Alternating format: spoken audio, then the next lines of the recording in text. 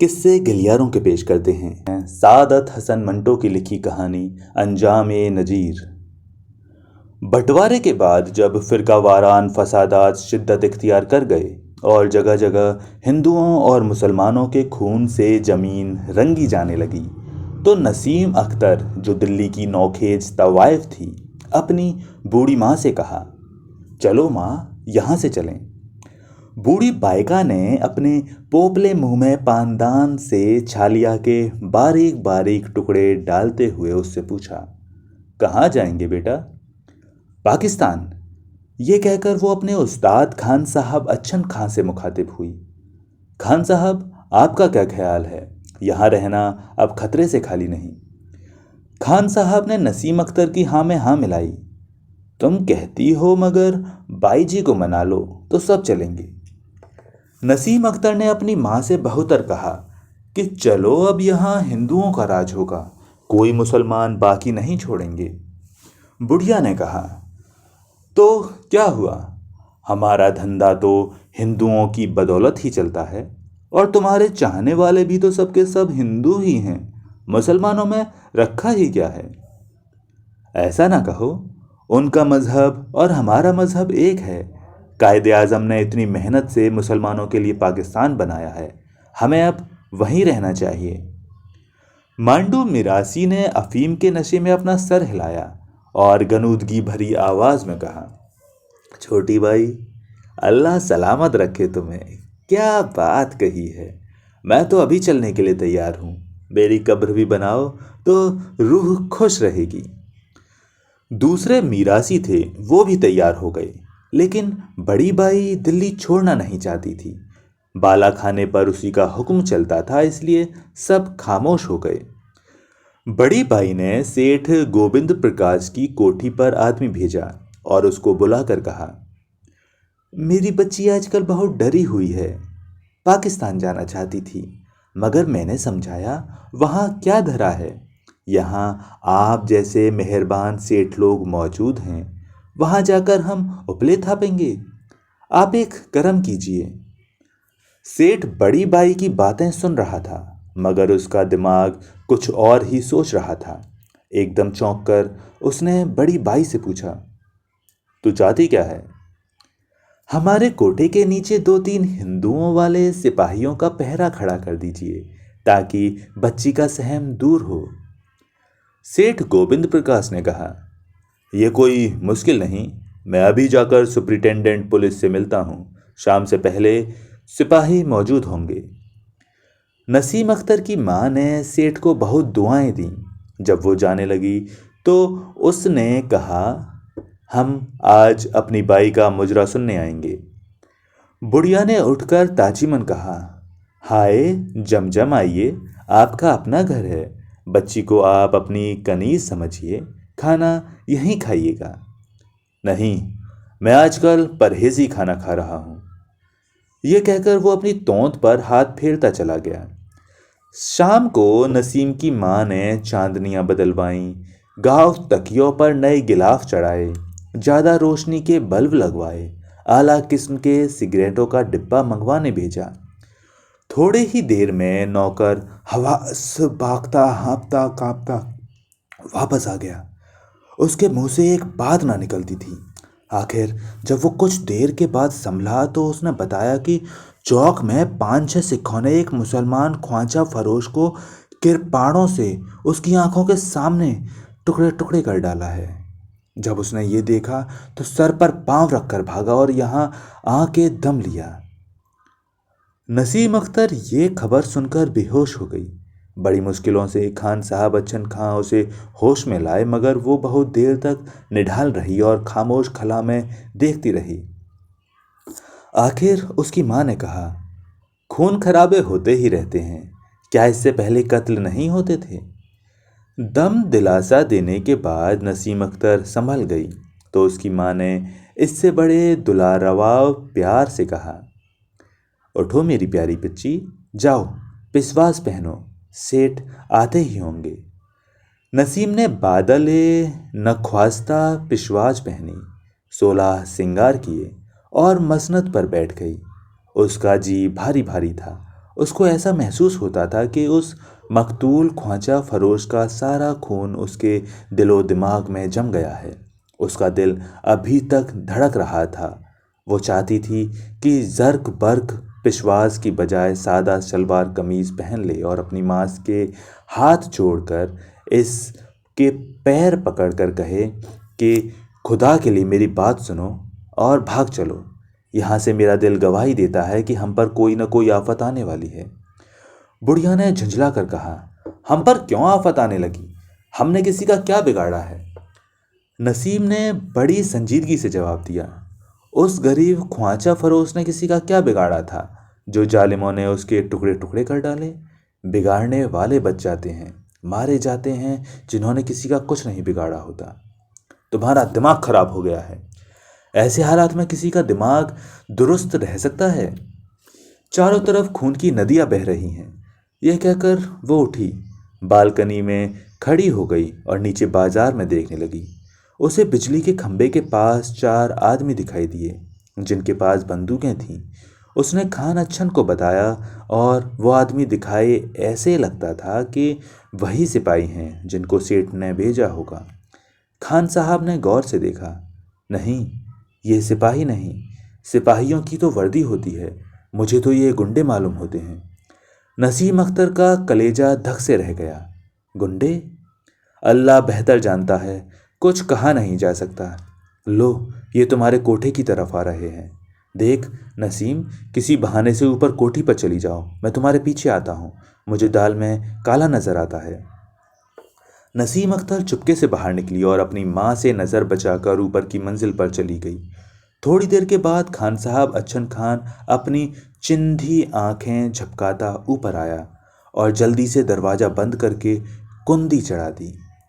नसीम अख्तर, जिसका दिल जैसे डूब रहा था, खान साहब से पूछा, क्या बात है? वही जो मैंने समझा था, तुम्हारे मुत्तलिक पूछ रहे थे, कहते थे सेठ गोविंद प्रकाश ने कार भेजी है और बुलवाया है।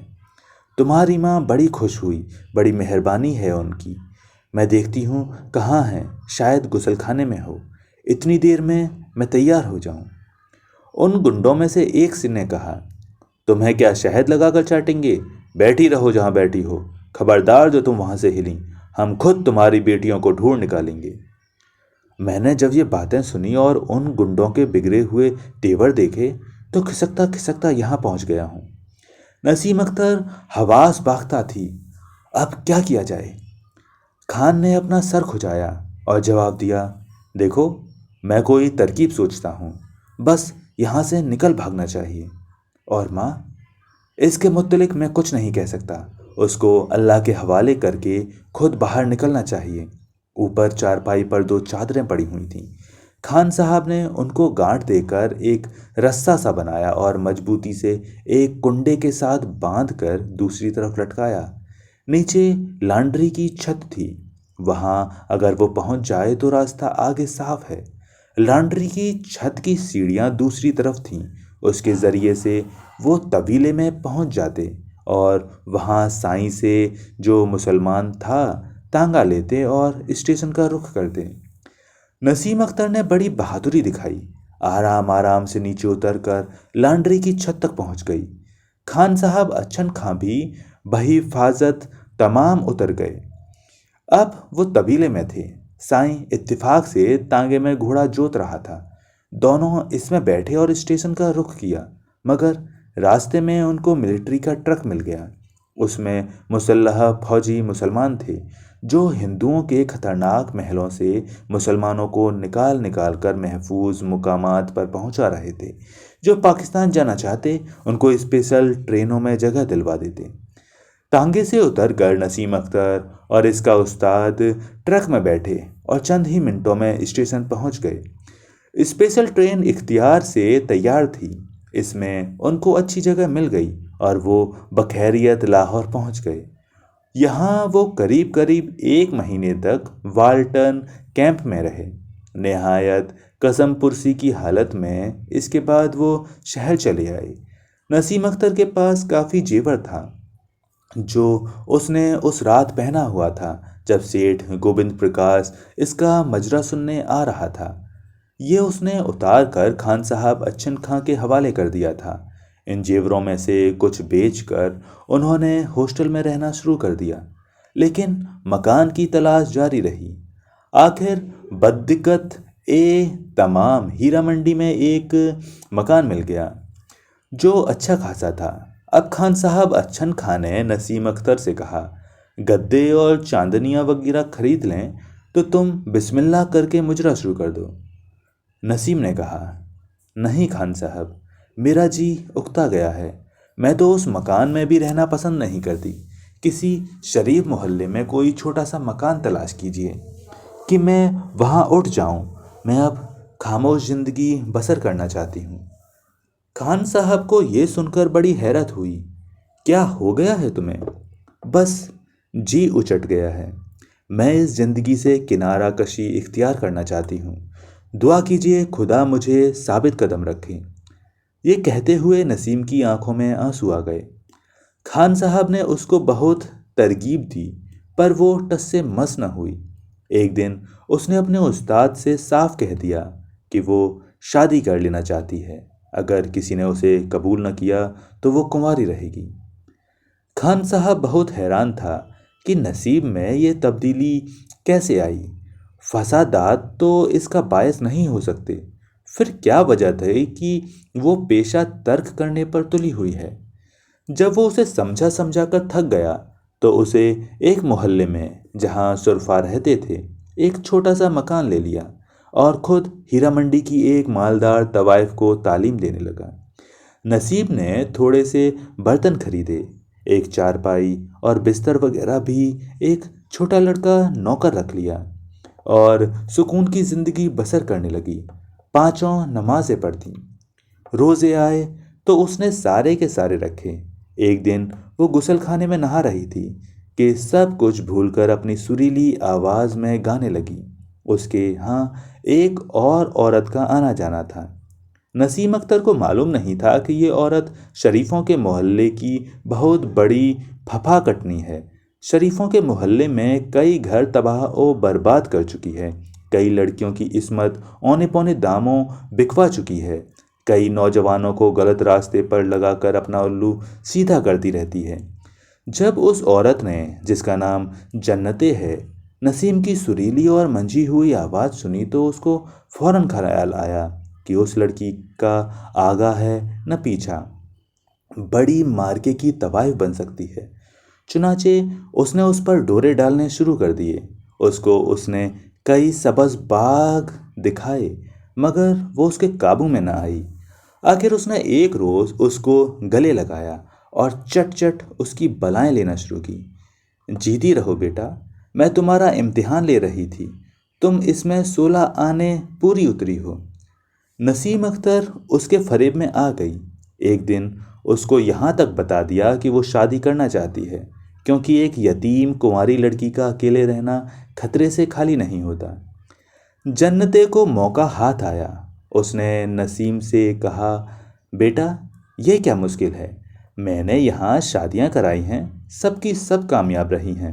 अल्लाह ने चाहा तो तुम्हारे हस्बे मंशा मियाँ मिल जाएगा जो तुम्हारे पाँव धो धो कर पिएगा। जन्नते कई फर्जी रिश्ते लाई, मगर उसने उनकी कोई ज़्यादा तारीफ न की। आखिर में वो एक रिश्ता लाई जो उसके कहने के मुताबिक फरिश्ता सीरत और साहिब जायदाद था। नसीम मान गई। तारीख मुकर्रर की गई और उसकी शादी अंजाम पा गई। नसीम अख्तर खुश थी कि उसका मियाँ बहुत अच्छा है, उसकी हर आसाइश का ख्याल रखता है। लेकिन उस दिन उसके होशो हवास गुम हो गए जब उसको दूसरे कमरे से औरतों की आवाज़ें सुनाई दी। दरवाजे में से झांक कर उसने देखा कि उसका शौहर दो बूढ़ी तवाइफों से उसके मुत्तलिक बातें कर रहा है। जन्नतें भी पास बैठी थी। सब मिलकर उसका सौदा तय कर रहे थे। उसकी समझ में ना आया क्या करे और क्या ना करे। बहुत देर रोती सोचती रही। आखिर उठी और अपनी पिशवास निकाल कर पहनी और बाहर निकलकर सीधी अपने उस्ताद अच्छन खां के पास पहुंची और मुजरे के साथ साथ पेशा भी शुरू कर दिया। एक इंतकामी किस्म के जज्बे के तहत वो खेलने लगी। तो दोस्तों, ये थी कहानी अंजामे नज़ीर, लेखक सादत हसन मंटो। उम्मीद है आपको कहानी पसंद आई होगी। कहानी पसंद आई है तो वीडियो को लाइक करें, चैनल को सब्सक्राइब करें और बेल आइकन को दबाना ना भूलें। कमेंट कर लिखें, बताएं हमें कि कहानी कैसी लगी। मिलते हैं किसी और दिन किसी नई कहानी के साथ। तब तक के लिए नमस्कार।